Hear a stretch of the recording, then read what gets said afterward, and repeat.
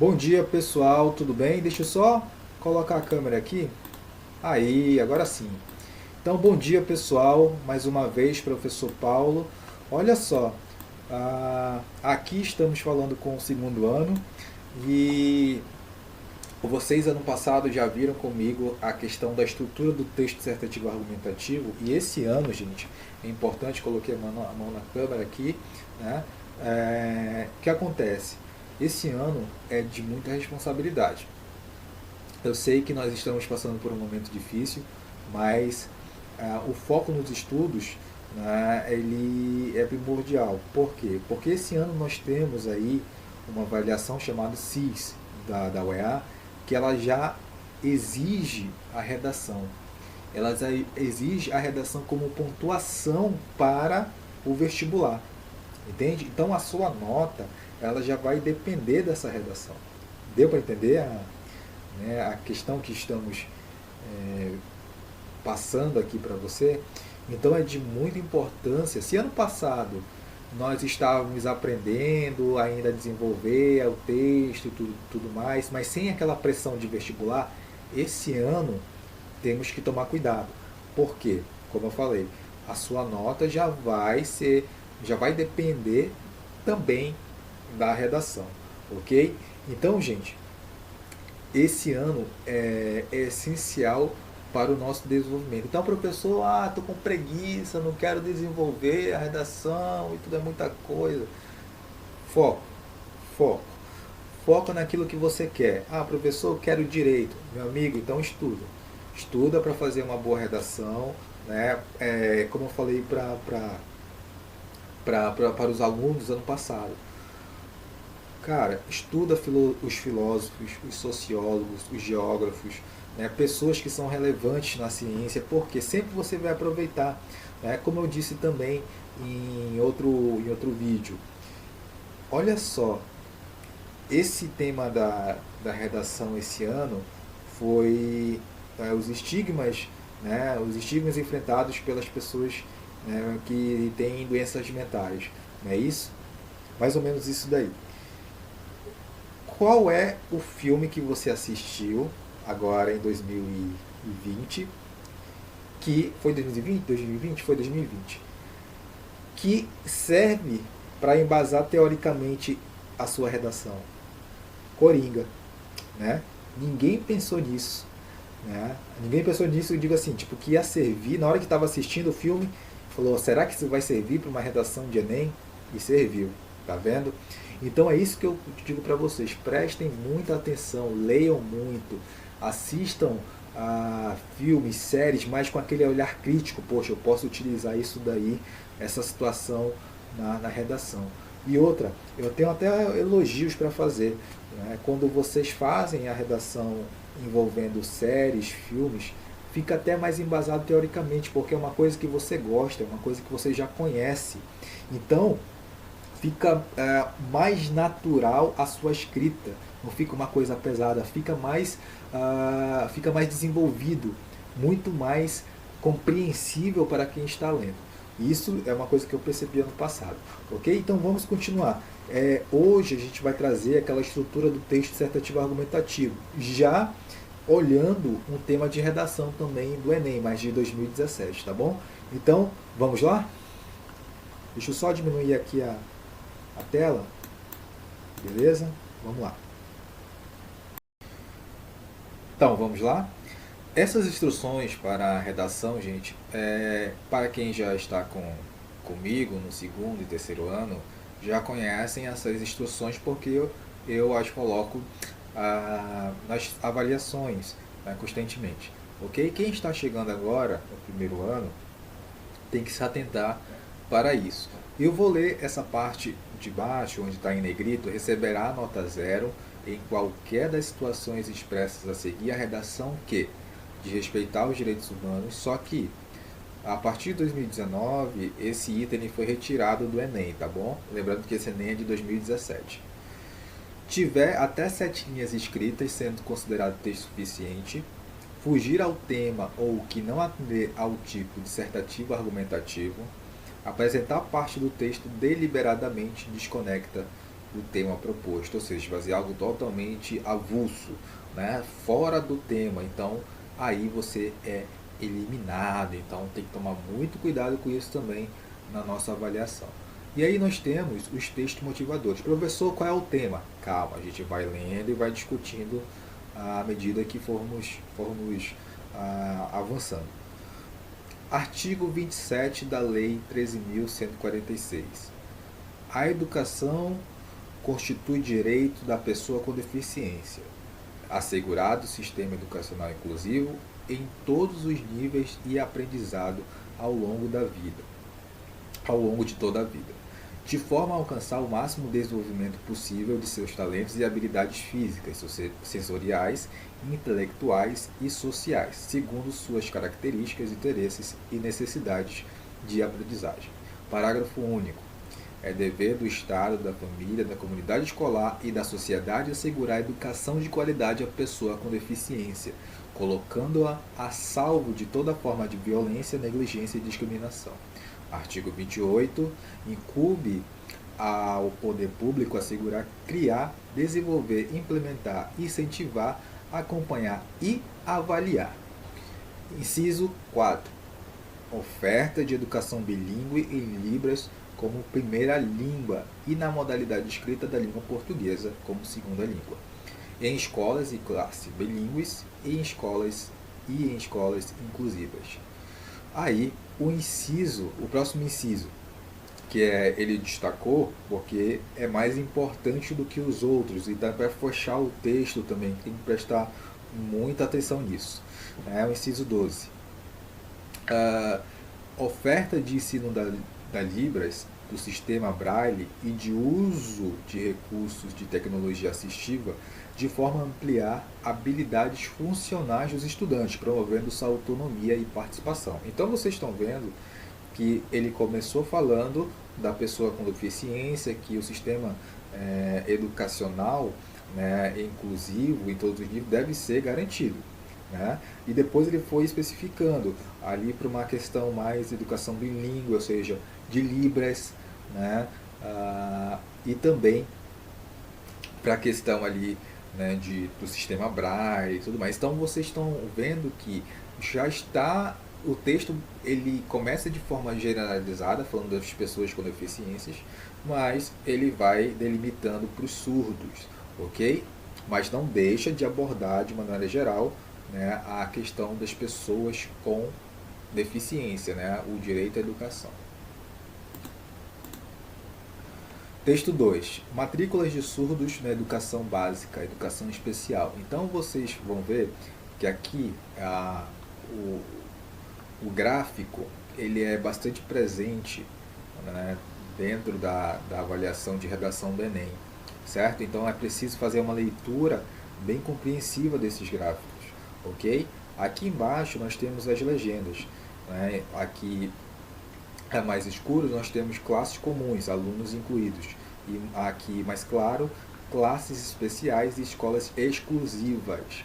Então, nas duas, houve aí uma queda na matrícula de surdo em educação básica, né, relacionada à educação especial, ok? Então, houve aí uma queda de 2011 até 2016.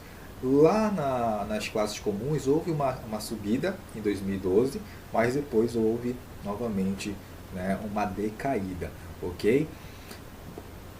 Só um minuto. Vamos lá. Texto 3. Sou surdo e pós-graduado em marketing. E na sua empresa, tem espaço para mim? Trabalho não tolera preconceito, valorize as diferenças. Aí uma propaganda, né, mostrando aí toda uma questão publicitária em volta do tema. Texto 4. No Brasil, os surdos só começaram a ter acesso à educação durante o Império, no governo de Dom Pedro II, que criou a primeira escola de educação de meninos surdos em 26 de setembro de 1857, na antiga capital do país, Rio de Janeiro. Hoje, no lugar da escola, funciona o Instituto Nacional de Educação de Surdos, INES.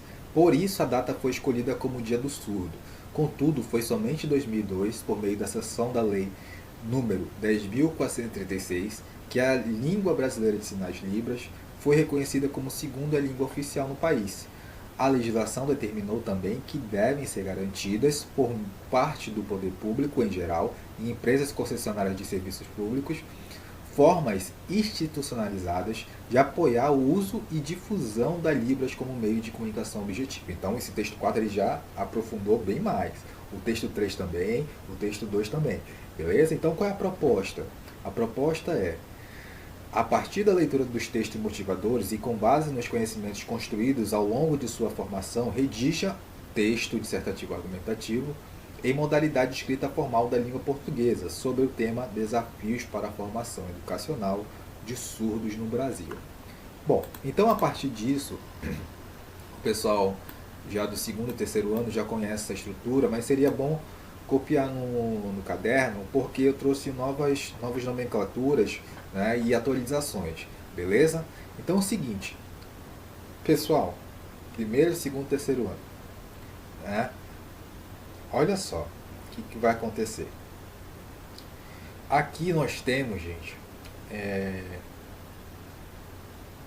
a estrutura da introdução. Professor, o texto dissertativo precisa de um parágrafo de introdução, 2 de desenvolvimento e 1 de conclusão.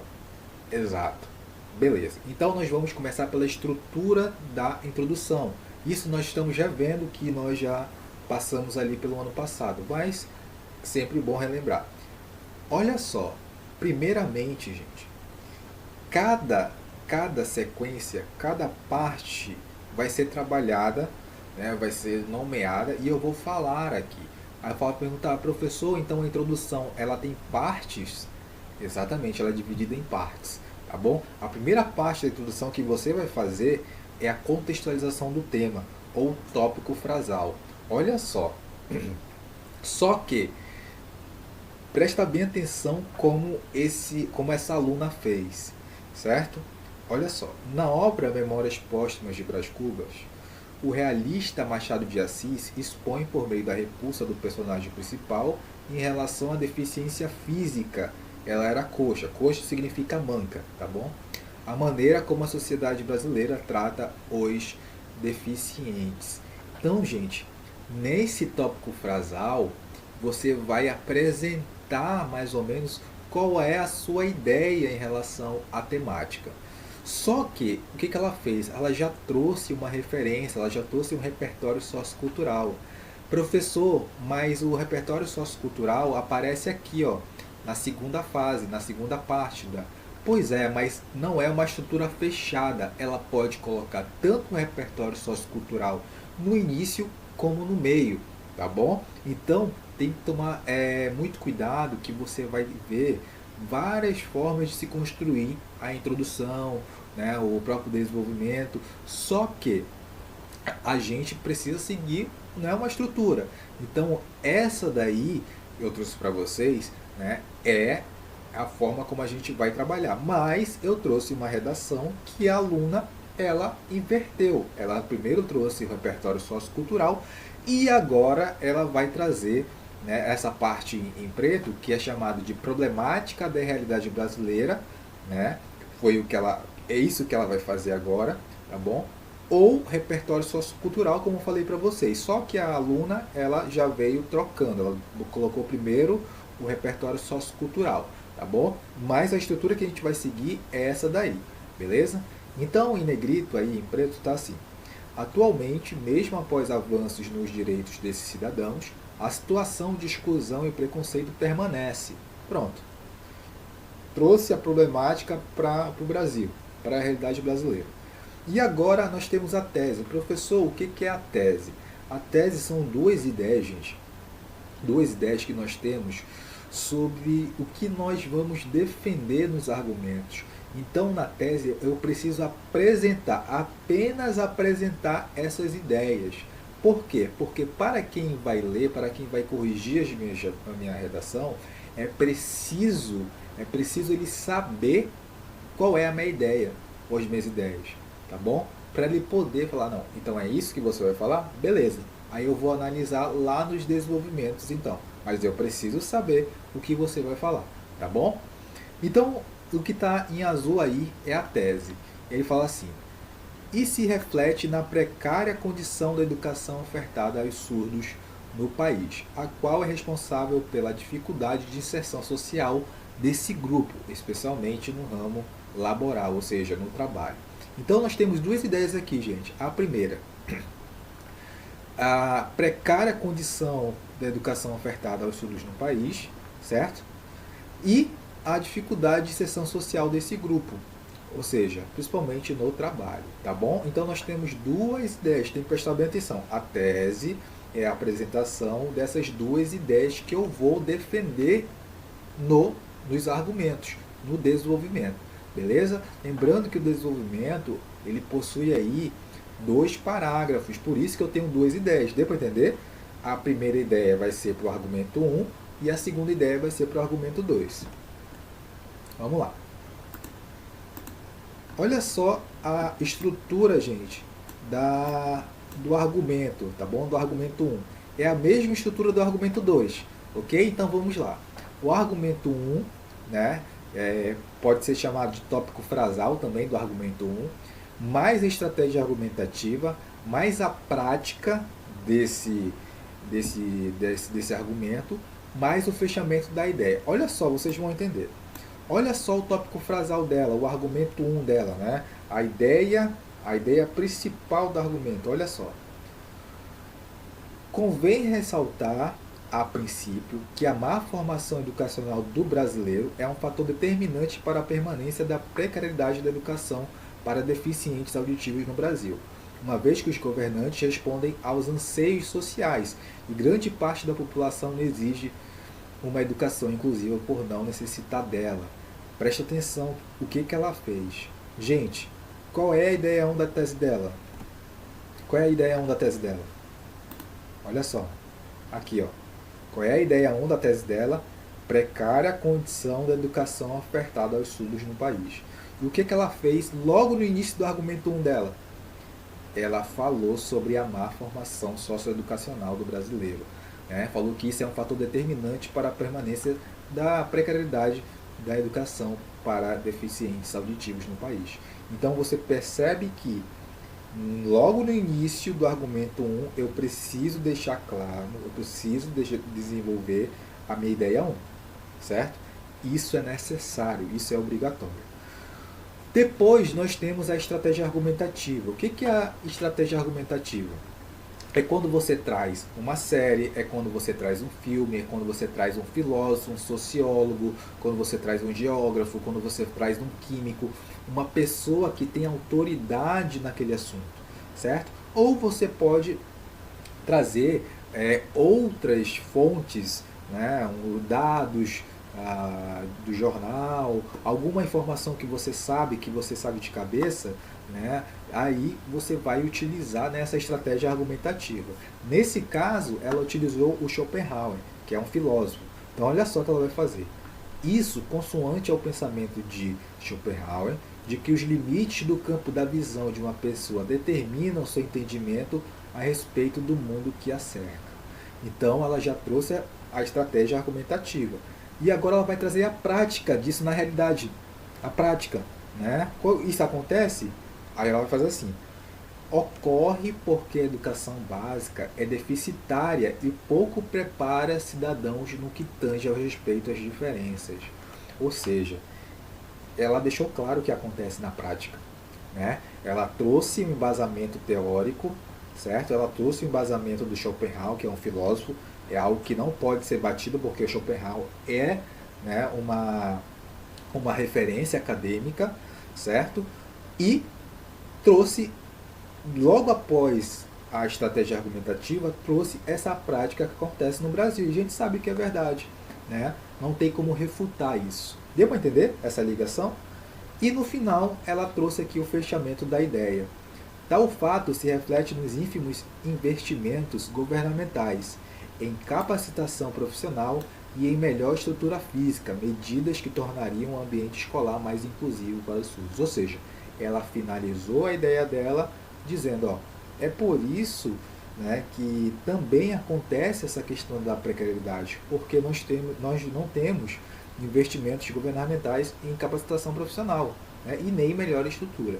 Deu para entender? Ela fechou o parágrafo dela. Vocês estão percebendo que o parágrafo de desenvolvimento também tem uma estrutura? Correto? Beleza. Olha lá. Nós falamos do argumento 1. Agora nós temos o argumento 2, mas é a mesma estrutura, certo? Só que nós temos que atentar para isso daqui, ó. Qual é a ideia 2 lá da tese dela, lá na introdução? Aqui, ó, a ideia 2 dela é o quê? É a dificuldade de inserção social desse grupo, certo? Então vamos ver se ela vai citar logo aqui no início do argumento 2. Vamos lá. Em consequência disso, os deficientes auditivos encontram inúmeras dificuldades em variados âmbitos de suas vidas. Um exemplo disso é a difícil inserção dos surdos no mercado de trabalho. Opa, ela citou aí, hein? Devido à precária educação recebida por eles e ao preconceito intrínseco à sociedade brasileira. Então percebeu que ela ligou, né, o início do argumento 2 com a ideia lá da tese, né, com a segunda ideia lá da tese. Então é necessário fazer isso. É preciso apresentar a sua ideia logo no início dos argumentos, tá bom? As suas ideias que você já apresentou lá na tese, tá bom? Sempre o texto ele tem que conversar. Isso é diálogo textual, né? O texto ele tem que estar coeso, ele precisa estar coerente, ele precisa estar sequenciado, ok? E não desmembrado. Ele precisa estar numa sequência lógica. Vamos lá. Qual é a estratégia argumentativa que ela trouxe agora? Olha só. Essa conjuntura, de acordo com as ideias do contratualista John Locke, olha só, trouxe ali, né, o rapaz, o responsável por desenvolver ali a questão, né, do contrato social e tudo mais, né? Então vamos lá. Essa conjuntura, de acordo com as ideias do contratualista John Locke, configura-se uma violação do contrato social. Beleza, ela trouxe aí uma referência muito importante, filosófica também e econômica, tá bom? Agora ela vai trazer na prática, o que é isso? Já que o Estado não cumpre sua função de garantir que tais cidadãos gozem de direitos imprescindíveis, como o direito à educação de qualidade, para a manutenção da igualdade entre os membros da sociedade. Então, olha só, gente, o Estado não cumpre sua função de garantir que tais cidadãos gozem de direitos imprescindíveis, né? E aí, obviamente, não mantém a igualdade entre os membros da sociedade. Isso acontece na prática? Acontece. Então, percebeu que ela primeiro trouxe embasamento teórico, né? Trouxe ali o John Locke, né? Para justamente trazer a prática logo após essa menção, beleza? Essa estratégia argumentativa. E aqui mais abaixo, deixa eu só tirar aqui a tela, beleza. Ela trouxe o fechamento da ideia, né? O que expõe os surdos a uma condição ainda maior de exclusão e de respeito. Pronto, finalizou o parágrafo, beleza? Vamos aqui, gente, para a conclusão. Esse é o parágrafo de conclusão. Você pode colocar aí, tá? Já passamos pela introdução, desenvolvimento, né? Argumento 1, argumento 2. E agora a conclusão, a estrutura da conclusão. Então é o seguinte, gente. Primeiramente, você vai fazer uma retomada sucinta da ideia geral do texto, ok? E depois você tem a proposta de intervenção. Aí como assim, professor, a proposta de intervenção? É o seguinte, você precisa seguir esses passos. Olha só, primeiro você vai citar o agente, depois você vai citar a ação que esse agente vai fazer, depois você vai citar o modo, depois você vai citar o detalhamento, mas o detalhamento ele pode vir ou não. Você vai citar a finalidade, o objetivo dessa ação e o fechamento da ideia. Bom, gente, professor, se eu tenho duas ideias lá na tese, eu preciso ter duas soluções, duas conclusões, duas propostas de intervenção? Sim, exatamente. A gente vai ver aqui. Olha só, diante dos fatos supracitados, sabe o que é supracitados? Ou seja, são os fatos que foram mencionados lá em cima, no argumento e na tese. Ou seja, com essa estrutura bem pequena, com essa palavrinha, ela conseguiu retomar a ideia geral do texto. Entendeu? Agora vamos para a proposta de intervenção. O que está em lilás aqui, ó, faz-se necessário que a escola, ou seja, é o agente. Esse agente, a escola, qual é a ação que ela vai fazer? Vai promover a formação de cidadãos que respeitem as diferenças e valorizem a inclusão. Como? Né? O modo que vai ser feito? Por intermédio de palestras e debates e trabalhos em grupo, que envolvam a família a respeito desse tema. Qual a finalidade disso? Visando ampliar o contato entre a comunidade escolar e as várias formas de deficiência. Beleza, fechou a primeira proposta. Agora ela vai para a segunda proposta.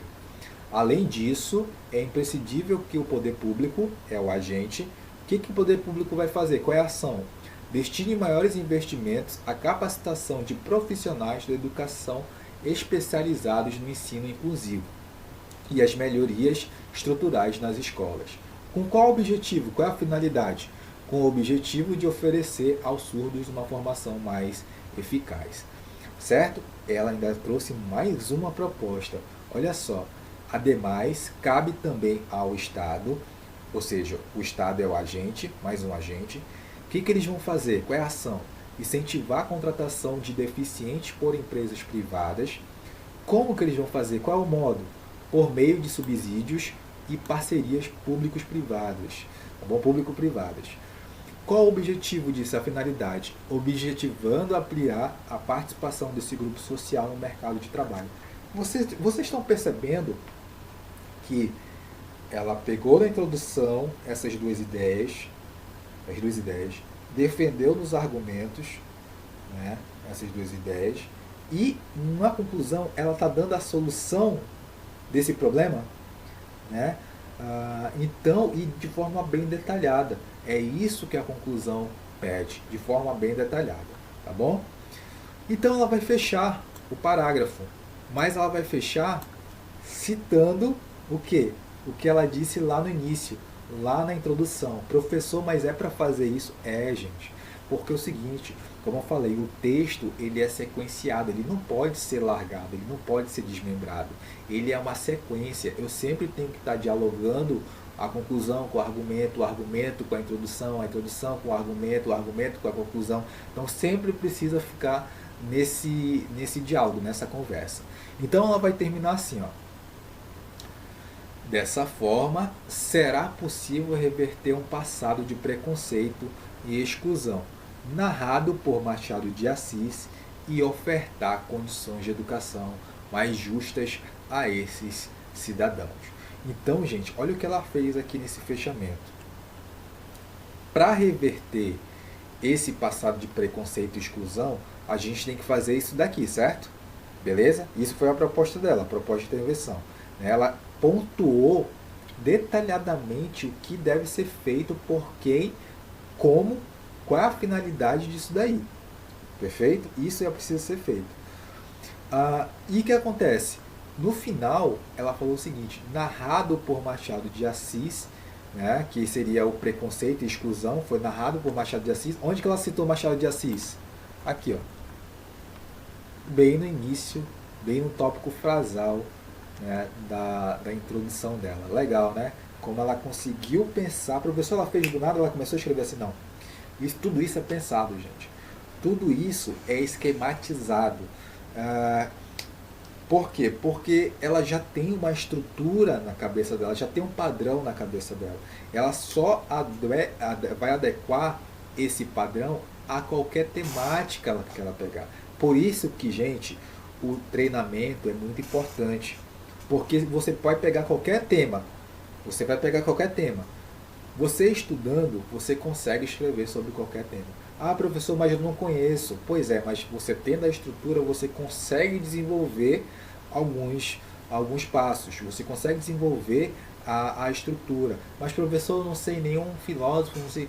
Pois é, você precisa ter esse conhecimento. Você precisa, a partir de agora, né, deixar um pouquinho ali de lado o joguinho e tudo mais, né, para poder... Pega um livro, pega a própria internet mesmo, né, ver as principais frases do Durkheim, as principais frases do Marx, as principais frase do Schopenhauer que, cara, vai servir para você.